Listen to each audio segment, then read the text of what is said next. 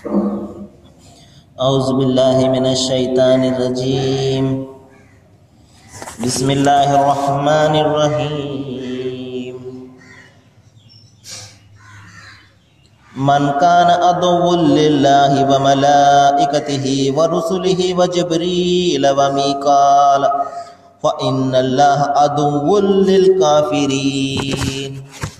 ولقد آتينا إليك آيات بينات وما يكفر بها إلا الفاسقون. صدق الله العظيم. అనంత కరుణామయుడు, అపార కృపాశీలుడు, పాలకుడు, పోషకుడు, సర్వలోక ప్రభు అయిన అల్లాహ్ శుభనామంతో ప్రారంభిస్తున్నాను. సోదరులారా, సోదరీమణులారా, అయ్యలారా, అమ్మలారా, అస్సలాము అలైకుం రెహమతుల్లాహి వబరకాతు. సర్వసృష్టికర్త అయినటువంటి అల్లాహ్ మన అందరి జీవితాలలో శాంతిని, శుభాలను, కారుణ్యాన్ని, దయను కురిపించునుగాక. ఆమీన్. ఇంతవరకు మీ ముందు మనందరి మార్గదర్శక గ్రంథం దేవుని అంతిమ వచనమైనటువంటి దివ్య ఖురాన్ నుండి 2వ అధ్యాయము 98వ వాక్యం యొక్క అరబీ మూలంను మీ ముందు పట్టించడం జరిగింది. దీని తెలుగు అనువాదాన్ని వినిపిస్తున్నాను. దైవం ఈ విధంగా సెలవిస్తున్నాడు: జిబ్రీల్ పట్ల ఎవరైతే విరోధం ఉన్నవాడో అతను ఈ యథార్థాన్ని గ్రహించాలి. అల్లాహ్ ఆజ్ఞతోనే అతను ఈ ఖురానును ప్రవక్త హృదయ ఫలకం మీద అవతరింపజేశాడు. ఈ గ్రంథము దీనికి పూర్వం వచ్చిన అన్ని గ్రంథాలను ధృవీకరిస్తుంది, అవి నిజమని బలపరుస్తుంది. ఈ ఖురాన్ విశ్వసించే వారికి హితోపదేశము మరియు సాఫల్యం సిద్ధిస్తుంది అని తెలియజేసే శుభవార్త. మరి ఎవరైతే అల్లాహకు, ఆయన దూతలకు, ఆయన ప్రవక్తలకు, జిబ్రీలుకు, మీకాయిలుకు ఎవరైతే శత్రువులో అటువంటి అవిశ్వాసులకు అల్లాహ్ శత్రువు. సోదరులారా, ఇక్కడ జిబ్రీల్ అనే ఒక దైవదూతను గురించి దైవం ఇక్కడ సెలవిస్తున్నాడు. ఈయన గురించి నేను నిన్న చెప్పడం జరిగింది. దేవుని వద్ద అసంఖ్యాకమైనటువంటి దైవదూతలు ఉంటారు. దేవుని యొక్క పని చేయడం కోసము అనుక్షణం కూడా కాచుకుని ఉంటారు. ఏదైతే దైవము వారికి ఆజ్ఞాపిస్తాడో వెంటనే దానిని అమలు పరుస్తారు, ఒక్క క్షణం కూడా ఆలస్యం చేయకుండా. మరి ఎవరికైతే ఏ పని అయితే అప్పచెప్పాడో ఆ పని మాత్రమే వాళ్ళు చేస్తారు. ఉదాహరణకు, ఒక దూతకు వాన కురిపించే పనిని దైవం అప్పచెప్పాడు అనుకోండి, దానికి సంబంధించినటువంటి జ్ఞానం మాత్రమే ఆ దూతకు ఉంటుంది. మరొక దూతకు మరొక బాధ్యతను అప్పగించాడు అనుకోండి, ప్రాణాలు తీసే దూత ఉన్నాడు, ఆయనకు ప్రాణాలకు తీయడానికి సంబంధించినటువంటి జ్ఞానం మాత్రమే ఉంటుంది.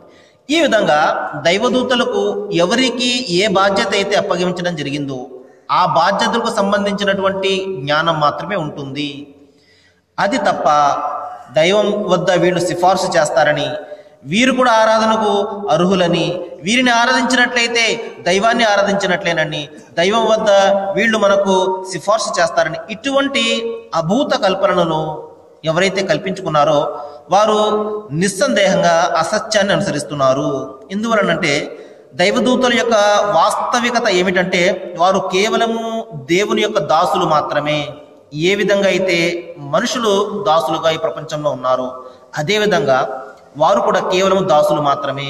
వారు కేవలము అల్లాహ్ యొక్క, ఆ దైవం యొక్క ఆజ్ఞ ప్రకారం మాత్రమే నడుచుకుంటారు. ఇంకా చూడండి, మరి వీరిని గురించి అంతిమ గ్రంథం ఖురాన్లో దైవం సెలవిస్తున్నాడు. వారు దేవుని యొక్క ఆజ్ఞలను పాటించడంలో ఒకరిని మించి ఒకరు పోతారు. ఒకరిని మించిపోవడానికి మరొకరు ప్రయత్నం చేస్తుంటారన్నమాట. అంటే నేను బాగా ఆ దేవుని యొక్క ఆజ్ఞను పాలించాలి, నేను బాగా ఆ దేవుని యొక్క ఆజ్ఞను అమలుపరచాలి అని ఒకరిని మించి ఒకరు మించిపోవడం కోసం వారు ప్రయత్నం చేస్తుంటారు దేవుని యొక్క ఆజ్ఞను పాలించడంలో. చూడండి, మనం ఆ విధంగా చేయగలమా? మనుషులు చూడండి, దైవం ఒక ఆజ్ఞ ఇచ్చాడు అనుకోండి, నీవు నీ యొక్క రోజులో 5 పూటలు నీవు ప్రార్థనను స్థాపించని ఆజ్ఞాపించాడు. ఎంతమంది మనము ఈ పని చేస్తున్నాం చూడండి. కానీ దైవదూతులు అలా కాదు. ఏ ఆజ్ఞ అయితే వారికి ఇవ్వడం జరుగుతుందో దానిని అమలుపరచడం మినహా మరొక పని వారికి ఉండదు. ఇంకా దైవం చెప్తున్నాడు, వీరు దేవుని యొక్క ఆజ్ఞలను అల్లాహ్ యొక్క ఆజ్ఞలను పాటించడంలో ఒకరికి ఒకరి పోటీ పడుతూ ఉంటారు, నేను చేయాలి అని. ఇంకా సోదరులారా, ఈ దైవదూతలతో మానవుల యొక్క సంబంధం ఎలాంటిదంటే, అంతిమ గ్రంథం ఖురాన్లో అల్లాహ్ సెలవిస్తున్నాడు, సింహాసనాన్ని మోసే దైవదూతలు, ఆ సింహాసనం చుట్టూ ఉండే దైవదూతలు అనుక్షణం కూడా ఆయన్ను స్తుతిస్తూ ఆయన పవిత్రతను కొనియాడుతూ ఉంటారు. చూడండి, అసంఖ్యాకమైనటువంటి దైవదూతలు దేవుని యొక్క సింహాసనాన్ని మోస్తూ ఉంటారు. మరి అక్కడ ఉన్నటువంటి సమస్త దైవదూతలు కూడా అల్లాహ్ యొక్క ఘనతను, ఆయనను స్తుతిస్తూ ఆయన పవిత్రతను కొనియాడుతూ ఉంటారు అనుక్షణం కూడా. మనకు 5 పూటలే దైవం విధి చేశాడు, కానీ దైవదూతలు అనుక్షణం కూడా దైవం యొక్క స్తోత్రం చేస్తూనే ఉంటారు. అంతేకాదు, వారంటారు, ఓ మా ప్రభు, భూలోకంలో ఎవరైతే నిన్ను విశ్వసిస్తారో వారిని నువ్వు క్షమించు. మరి నీ కారుణ్యంతో, నీ జ్ఞానంతో నీవు సమస్త విశ్వాన్ని కూడా నీవు ఆవరించి ఉన్నావు. చూడండి సోదరులారా, మనిషి ఏమనుకుంటున్నాడు, ఇక్కడ దైవము పైనుండి క్రిందకు దిగి వచ్చేసాడండి అని చెప్పేసి మనిషి భావిస్తున్నాడు, పొరపడుతున్నాడు. కానీ ఒక విషయం ఇక్కడ మనం ప్రధానంగా జ్ఞాపకం తెచ్చుకోవాలి. చూడండి, సూర్యుడు ఏ విధంగా అయితే పైన ఉన్నాడో, ఆ సూర్యుని యొక్క ఎండ అంతా కూడా ఏ విధంగా అయితే విశ్వాన్ని వ్యాపించి ఉన్నదో, మరి మనము ఆ ఎండను చూచి సూర్యుడు ఎక్కడ ఉన్నాడు అంటే మనం ఆకాశం వైపు చూపిస్తాం, అంతేగాని ఎండ కింద ఉంది కదా అని చెప్పేసి సూర్యుడిని మనం కింద చూపించం. ఎందువలనంటే ఆయన కాంతి అంతా కూడా ఈ విధంగా విశ్వాన్ని వ్యాపించింది. అదేవిధంగా సృష్టికర్త అయినటువంటి దైవము ఆయన సప్తాకాశాల పైన ఆయన సింహాసనం మీద అధిష్ఠించి ఉన్నప్పటికీ కూడా ఇక్కడ ఉండేది ఆయన జ్ఞానము, ఆయన బలము, ఆయన అధికారము ఈ మొత్తం అంతా కూడా వ్యాపించి ఉన్నది. కాబట్టి ఏ విధంగా అయితే నేను అనేక సార్లు చెప్పాను, ఒక పిల్లవాని చేతిలో చిన్న బంతి మాదిరిగా ఈ మొత్తం సమస్త విశ్వాన్ని దైవము తన చేతిలో పెట్టుకున్నాడు. కాబట్టి ఈ విశ్వమంతా కూడా ఆయన జ్ఞానం ఆవరించి ఉన్నది, ఈ విశ్వమంతా కూడా ఆయన యొక్క అధికారం ఆవరించి ఉన్నది, ఈ విశ్వమంతా కూడా ఆయనతో వ్యాపించి ఉన్నది. ఇక్కడ ఏది కూడా ఆయనకు అతీతంగా లేదు. అంతిమ గ్రంథం ఖురాన్ దైవం సెలవిస్తున్నాడు, నల్లని చీకటిలో నల్లటి రాయి మీద నడిచే నల్లటి చీమ యొక్క అడుగుల సవ్వడి సైతము ఆయన వెరుగుతాడు, ఆయన తెలుసుకుంటాడు. అంత సూక్ష్మగ్రాహి దైవం అనేవాడు. కానీ మనకు దైవం పట్ల ఉన్నటువంటి అవగాహన సరిగ్గా లేని కారణంగా మనం ఏమనుకుంటున్నాము, మానవునికుండే బలహీనతలన్నీ ఆయనకు ఆపాదించేస్తున్నాము. ఆయన కూడా మనలాంటి బలహీనుడేనండి, ఆయన కూడా దెబ్బలు తింటాడండి, ఆయన కూడా కష్టాలు పడతాడండి. ఈ విధంగా మనం ఏం చేస్తున్నాము, ఆ ఉన్నతమైనటువంటి దేవుని యొక్క స్థాయిని మనము దిగజార్చేసి మానవునితో కల్పిస్తున్నాం. చూడండి ఎంతగా అవమానపరుస్తున్నామో దేవుణ్ణి. కానీ సోదరులారా, వాస్తవం ఏమిటంటే ఆయన ఆయన చాలా పవిత్రుడు. అమ్మాయ సిఫూన్ ఏదైతే మనము కల్పిస్తున్నామో వాటి అన్నింటికి కూడా అతీతంగా ఉండేవాడు, అన్ని బలహీనతలకు కూడా అతీతంగా ఉన్నతంగా ఉండేవాడు. ఆయన యొక్క గొప్పతనాన్ని సమస్త విశ్వం కూడా కొనియాడుతుంది సోదరులారా, ఒక్క మనిషి తప్ప. ఈ చెట్లు, ఈ చేమలు, ఈ జంతువులు మనం అనుకుంటాం అరుస్తున్నాయి అని చెప్పేసి. పొద్దున్నే చూడండి కాకులు అరుస్తుంటాయి, ఇదేంటి కాకిగోల అని చెప్పేసి మనం భావిస్తుంటాం. కానీ అది కాకిగోల కాదు సోదరులారా, వాటి భాషలో అవి దైవాన్ని స్తుతిస్తున్నాయి. ఈ విధంగా ప్రతి జంతువు కూడా, ప్రతి చెట్టు, ప్రతి పుట్ట, సమస్తం మేఘాల గర్జన చూడండి. మనము మేఘాలు వచ్చినప్పుడు గర్జిస్తుంటాయి, అరుస్తుంటాయి, చూసారా? అవి ఏంటో అరుస్తున్నాయి అనుకుంటాం, కానీ అవి ఏంటి? యుసబ్బిహుర్రాహు బిహమ్దిహి వల్ మలాయికత మిన్ ఖైఫా. సమస్త ఆ యొక్క మబ్బు తునకలు, ఆ దేవుని యొక్క దూతలు ఆయన భయంతో ఆయన కీర్తిస్తున్నాయి. ఆ మేఘాలు అరుస్తున్నాయి కాదు సోదరులారా, అవి దేవుని యొక్క స్తోత్రం చేస్తున్నాయి. ఈ విధంగా సృష్టిలో అణువు కూడా ఆయనను స్తుతిస్తుంది. యుసబ్బిహుర్రాహు ప్రతీది కూడా. కానీ ఒక్క మనిషి తప్ప, ఆ మనిషి కూడా ఏంటి, మనిషికి దైవము ఆ బుద్ధిని, జ్ఞానాన్ని అతని స్వాధీనంలో పెట్టాడు కాబట్టి. కానీ మనిషి ఏమనుకుంటున్నాడు, ఆ బుద్ధిని, జ్ఞానాన్ని ఉపయోగించడం అతనికి ఇష్టం ఉండడం లేదు. నేను కూడా ఏ విధంగా అయితే జన్మతః విశ్వాసిగా ఉన్నాయో ఈ చెట్లు, ఈ చేమల పుట్లు అన్నీ కూడా, నేను కూడా ఆ విధంగా ఉండిపోవాలి. నేను ఏమాత్రం కూడా నా బుద్ధిని, నా జ్ఞానాన్ని ఉపయోగించి దైవాన్ని తెలుసుకోవడం నాకు ఇష్టం లేదు. ఆయన అది కూడా ఆయన చేసివేయాలి, ఇది మనిషి భావిస్తున్నాడు. అందుకనే తన దైవాన్ని తెలుసుకోకుండా దూరంగా పోతున్నాడు. కానీ దైవం మనిషికి బుద్ధిని జ్ఞానాన్ని ఎందుకు ప్రసాదించాడు అంటే ఆలోచించడం కోసమే. కాబట్టి సోదరులారా, ఈ విధంగా దైవదూతలు మానవాళి గురించి ప్రార్థన చేస్తున్నాయి. ఓ మా ప్రభు, ఓ అల్లాహ్, నీవు నీ అనంతమైనటువంటి జ్ఞానంతో, అధికారంతో సమస్త విశ్వాన్ని కూడా నువ్వు వ్యాపించి ఉన్నావు. మరి ఎవరైతే పశ్చాత్తాపంతో నీ వైపునకు మరలుతారో, నీ యొక్క దాసులలో, ఈ ప్రజలలో ఎవరైతే పశ్చాత్తాపంతో నీ వైపునకు మరలుతారో, ఓ అల్లాహ్, నీవు వారిని కరుణించు. చూడండి, దైవదూతలు మానవాళి కోసం ఏ విధంగా ప్రార్థిస్తున్నాయి చూడండి. దైవదూతలు మానవాళి గురించి ప్రార్థిస్తున్నారు. ఏమని? ఎవరైతే నీ వైపు మరలుతారో వారిని అందరినీ కూడా నువ్వు క్షమించు యా అల్లాహ్ అని చెప్పేసి దైవం వద్ద అవి ప్రార్థిస్తున్నాయి. చూడండి, ఇక సోదరులారా, ఈ జిబ్రాయిల్, గ్యాబ్రియల్ అని ఇంగ్లీష్లో ఈయన అనడం జరుగుతుంది. ఈయన యొక్క ప్రధానమైనటువంటి బాధ్యత ఏమిటంటే అల్లాహ్ వద్ద నుండి సందేశాన్ని, దైవం వద్ద నుండి సందేశాన్ని ప్రతి ప్రవక్త వద్దకు కూడా చేర్చడము ఈయన ప్రధానమైనటువంటి బాధ్యత. ఒక్కొక్క దైవదూతకు ఒక్కొక్క బాధ్యతనిచ్చాడు. ఉదాహరణకు మీకాయిల్ అనే దైవదూత ఉన్నారు. ఈయనను ఇంగ్లీష్లో మైకేల్ అంటారు.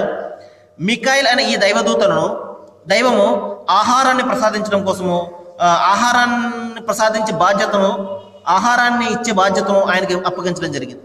ఆయన ఆ బాధ్యత నిర్వర్తిస్తూ ఉంటాడు. మరి ఇంకొక ఆయన ఉన్నాడు, ఇజ్రాయెల్ అనే ఒక దైవదూత. ఈయన ప్రాణాలను తీస్తుంటాడు. ఈ విధంగా రిజ్వాన్ అనే ఒక దైవదూత ఉన్నాడు. ఆయన స్వర్గానికి ఆయనను అధిపతిగా చేయడం జరిగింది. ఈ విధంగా మలిక్ అనే ఒక దైవదూత ఉన్నాడు. ఆయనకు నరకానికి అధిపతిగా చేయడం జరిగింది. ఈ విధంగా దేవుని యొక్క వ్యవహారాలను, ఈ సృష్టి యొక్క వ్యవహారాలను నడపడం కోసం దైవము అనేక కోటానుకోట్లైనటువంటి దైవదూతలను సృష్టించుకోవడం జరిగింది. ఇది ఆయన అధికార దర్పానికి సూచన. నేను నిన్ననే చెప్పడం జరిగింది. ఇదేమిటండి, దైవం తలిస్తే ఒక్క క్షణంలో అయిపోతుంది కదా, ఆయనకి ఇదంతా ఏంటి అవసరము? ఆయన బలహీనుడా? సోదరులారా, నేను చెప్పడం జరిగింది. ఈ విధంగా ఆయన ఈ దూతల ద్వారా తన పని చేయించుకోవడం అనేది ఆయన యొక్క అధికారానికి, ఆయన రాచరికానికి ఒక సూచన లాంటిది, ఒక ప్రతీక లాంటిది. కాబట్టి ఆయన అనేకమైనటువంటి దూతలను సృష్టించుకున్నాడు తన పనిని నిర్వర్తించుకోవడం కోసం. అది ఆయన అధికారానికి సూచన. ఇక ఈ జిబ్రాయిల్ అనే దూత, ఈయన సమస్త దూతలకు కూడా అధిపతి లాంటివాడు. జిబ్రాయిల్ అనేవాడు.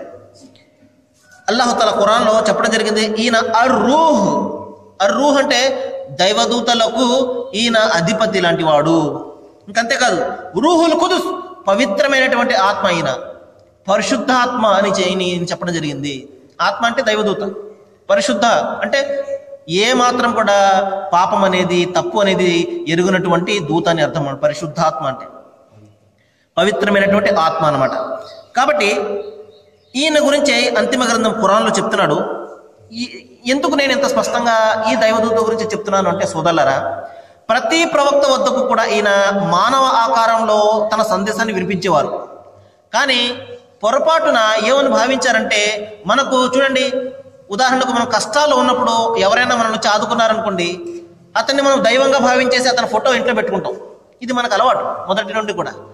అదేవిధంగా ఈ దేవుని యొక్క సందేశాన్ని ఈ దూత మానవ ఆకారంలో ప్రవక్తల వద్దకు చేరవేసినప్పుడు ప్రజలందరూ కూడా ఈ మానవ ఆకారంలో వచ్చినటువంటి దూతను దేవుడే మానవుడుగా అవతరించేశాడు అని పొరపాటు పడ్డారు. సోదరులారా చూడండి, కానీ వచ్చింది ఎవరు? దేవుని యొక్క దూత. ఈయననే భగవద్గీత గ్రంథంలో పరమాత్మ అని చెప్పడం జరిగింది. అంటే పరిశుద్ధమైనటువంటి ఆత్మ, పరిశుద్ధమైనటువంటి దూత అని అర్థం అన్నమాట. కానీ పొరపాటున ప్రజలు తమ అలవాటు కొద్దీ ఏమని భావించారంటే, దేవుడే పైనుండి క్రిందకు దిగి వచ్చేశాడు. కానీ దేవుడే పైనుండి క్రిందకి దిగి వచ్చాడు అనే ఈ సిద్ధాంతాన్ని ప్రతి గ్రంథం కూడా ఖండిస్తుంది సోదరులారా. ఉదాహరణకి చూడండి, మరి భగవద్గీత గ్రంథాన్ని మనం పరిశీలించినట్లయితే, అవ్యక్తం వ్యక్తి మాపన్నం మన్యంతే మా మబుద్ధయ పరం భావం అజానంతో మా మావ్యవం అనుత్తమం. నేను ఉత్తమమైనటువంటి వాడిని, ప్రకృతికి పరమై వెలిసిల్లే వాడిని. మరి ఇటువంటి నన్ను ఈ ప్రజలు పాంచభౌతిక దేహాన్ని పొందిన వానిగా, అంటే మానవ అవతారం ధరించిన వానిగా ఈ బుద్ధి లేనటువంటి జనులు నన్ను భావిస్తున్నారు అని చాలా స్పష్టంగా అక్కడ చెప్పడం జరిగింది. కాబట్టి వచ్చేవాడు సృష్టికర్త అయినటువంటి దైవం కాదు, ఆయన దూతను పంపిస్తాడు. కానీ ప్రజలు ఏమని భావించారంటే దేవుడే పైన దిగి వచ్చేశాడు అని పొరపాటుగా భావించడం జరిగింది. కానీ సోదరులారా, దేవునికి క్రిందకు దిగి వచ్చి మనుషుల వలె కష్టాలు పడే అవసరం ఆయనకు ఎంత మాత్రం కూడా లేదు. ఇది మనము గమనించాలి. ఒకవేళ మనం ఈ విధంగా భావిస్తున్నామంటే మనము ఆ సృష్టికర్త అయినటువంటి అల్లాహ్ను అవమానిస్తున్నట్లే. కాబట్టి ఇక్కడ ఈ దూత యొక్క ప్రధానమైనటువంటి పనిని గురించి దైవం చెప్తున్నాడు. ఈ ఖురాన్ సకల లోకాల ప్రభు అవతరింపజేసినటువంటిది. దీనిని తీసుకుని పరిశుద్ధాత్మ నీ హృదయ పలకం మీద అవతరించింది. అంటే పరిశుద్ధమైనటువంటి దూత ఈ యొక్క సందేశాన్ని దైవం వద్ద నుండి నీ వద్దకు చేరవేశాడు అని ఆ దూత యొక్క అస్తిత్వాన్ని గురించి అల్లాహుతాలా ఇక్కడ చెప్పడం జరుగుతుంది. ఇంకంతేకాదు, ఎవరైతే ఈ దూతనే అల్లాహ్గా భావిస్తున్నారో, ఈ పరిశుద్ధాత్మనే ఎవరైతే దైవంగా భావిస్తున్నారో, ఈ పవిత్రమైనటువంటి ఈ దైవుని యొక్క దూతనే ఎవరైతే అల్లాహ్గా భావిస్తున్నారో దాని గురించి దైవం ఇక్కడ చెప్తున్నాడు. ఇద్దరు కూడా ఎంత మాత్రం కూడా ఒకటి కాదు. ఈ ఖురాన్ నిశ్చయంగా అత్యంత గౌరవనీయుడైనటువంటి ఒక సందేశహరుని వాక్కు. ఆ యొక్క దూతను గురించి దైవం చెప్తున్నాడు. ఆయన గౌరవనీయుడైనటువంటి దూత, దేవుని వద్ద ఉన్నతమైనటువంటి స్థానం ఆయనకు ఉన్నది. సకల దైవదూతలకు ఆయన అధిపతి లాంటి వాడు. మరి ఆయన ఎంతో శక్తిమంతుడు. చూడండి, పరిశుద్ధాత్మల గురించి, పవిత్రమైనటువంటి ఈ గ్యాబ్రియల్ దూతను గురించి దైవం చెప్తున్నాడు. ఆయన చాలా శక్తిమంతుడు. ఎంత శక్తిమంతుడు అంటే ఆయన యొక్క విశ్వరూపాన్ని మనకు భగవద్గీత గ్రంథంలో కనబడుతుంది. మరి భూమి ఆకాశాలు కూడా ఆయన వ్యాపించి ఉండి భయంకరమైనటువంటి ఆ రూపం. ఈ విధంగా ఆ దూత ఎంతో శక్తి సంపన్నుడు. మరి సింహాసనాధిపతి అయిన అల్లాహ్ వద్ద ఆయనకు గొప్ప స్థానం ఉన్నది. దేవుని వద్ద ఉన్నతమైనటువంటి స్థానం ఉన్నది. ఎంత ఉన్నతమైనటువంటి స్థానం ఉన్నప్పటికీ కూడా దైవం ఎంత మాత్రం కూడా కాలేడు సోదరులారా. అది ప్రధానంగా మనం జ్ఞాపకం పెట్టుకోవాలి. సృష్టికర్త ఎన్నడూ కూడా ఒకటి కాజాలవు, ఎన్నడూ కూడా ఒకటి అవ్వవు. సృష్టికర్త ఆయన స్థానంలో పవిత్రంగా ఉన్నాడు, సృష్టి తన స్థానంలో ఉన్నది. సృష్టి ఎన్నడూ కూడా సృష్టికర్త కాలేదు. సృష్టి యొక్క బాధ్యత ఏమిటంటే సృష్టికర్తను ఆరాధించడమే. మనిషి బాధ్యత ఏమిటంటే అల్లాహ్ను ఆరాధించడమే. మనిషి కేవలం దాసులు మాత్రమే. అదేవిధంగా దైవదూతలు కూడా దాసులే. ఈ విషయాన్ని మనము ప్రధానంగా మన మనసులో పెట్టుకోవాలి. ఆ దూతకు దేవుని వద్ద గొప్ప స్థానం ఉన్నది. అక్కడ ఆయన ఆజ్ఞలు కూడా పాటింపబడతాయి. దూత యొక్క ఆజ్ఞలు, ఆయన తన క్రింద ఉన్నటువంటి దూతలను ఆజ్ఞాపిస్తూ ఉంటాడు. కాబట్టి ఆ దూత యొక్క ఆజ్ఞలు కూడా అక్కడ పాటింపబడతాయి. దైవము చూడండి, ప్రవక్త ముహమ్మద్ సల్లల్లాహు అలైహి వసల్లం వారు ఒక ప్రవచనంలో చెప్పారు, పవిత్రతను, గౌరవాన్ని అల్లాహ్ ఎవరికైతే ఇవ్వాలనుకుంటాడో వారికి ఇస్తాడు. చూడండి, ఇక్కడ మనము చాలా మంది ఎంతో గౌరవాన్ని పొందిన వారిని చూస్తుంటాం. పేపర్లలో, టీవీలలో వాళ్ళ పేర్లు పడుతుంటాయి. మరి చాలా గౌరవాన్ని ప్రసాదిస్తాడు. అదే విషయాన్ని ప్రవక్త ముహమ్మద్ వారు చెప్తున్నారు. మరి అల్లాహ్ దైవము తాను ఎవరికైతే తలుస్తాడో వారికి గౌరవాన్ని ప్రసాదిస్తాడు, డబ్బును, హోదాలను అన్నింటినీ ప్రసాదిస్తాడు. కానీ దైవత్వాన్ని మాత్రం ఎవరికి కూడా ప్రసాదించడు. ఈ దైవత్వం అనేది కేవలము అల్లాహ్కు చెందినటువంటి హక్కు మాత్రమే, సృష్టికర్త అయినటువంటి దైవానికి చెందినటువంటి హక్కు మాత్రమే. ఇదే విషయాన్ని మనకు బైబిల్ గ్రంథం చెప్తుంది. ఇదే నా నామము, నేను నాకు రావలసిన స్తోత్రము మరొకరికి దక్కనియ్యను అని చెప్పి చాలా స్పష్టంగా అక్కడ దైవం చెప్పడం జరిగింది.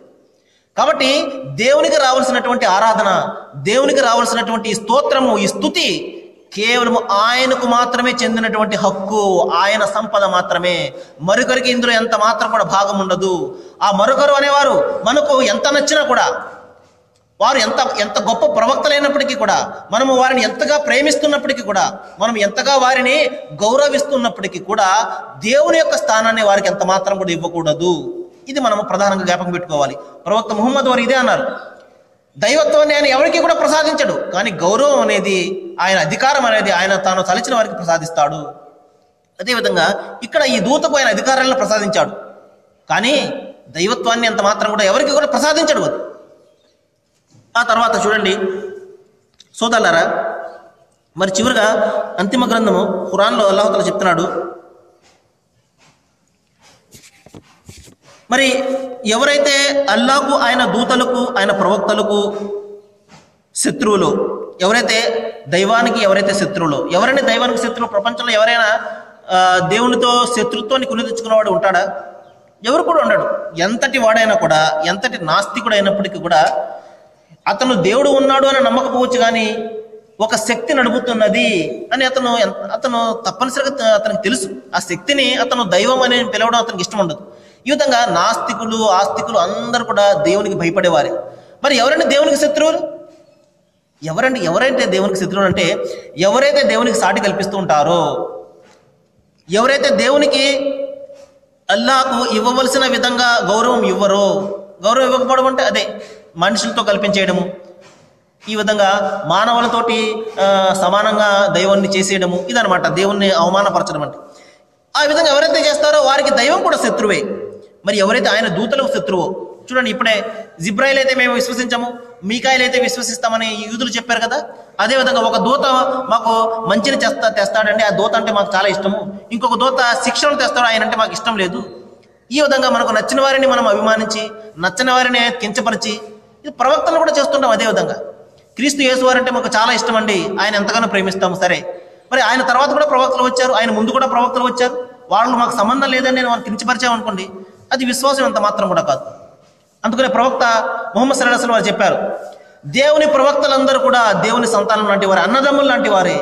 ఏ ప్రవక్త మీద కూడా మీరు హెచ్చు తగ్గులు చూపించకండి, విభేదాలు సృష్టించకండి, అందరిని సమానంగా ప్రేమించండి. అందువలనే ముస్లిం సోదరులందరూ కూడా ప్రతి ప్రవక్తను సమానంగా గౌరవిస్తారు, ప్రతి ప్రవక్తను సమానంగా ప్రేమిస్తారు. ప్రవక్త ముహమ్మద్ వారి మీద ఎంతైతే ప్రేమ ఉంటుందో ప్రవక్త క్రీస్తు వారి మీద కూడా అంతే విధంగా ప్రేమ ఉంటుంది.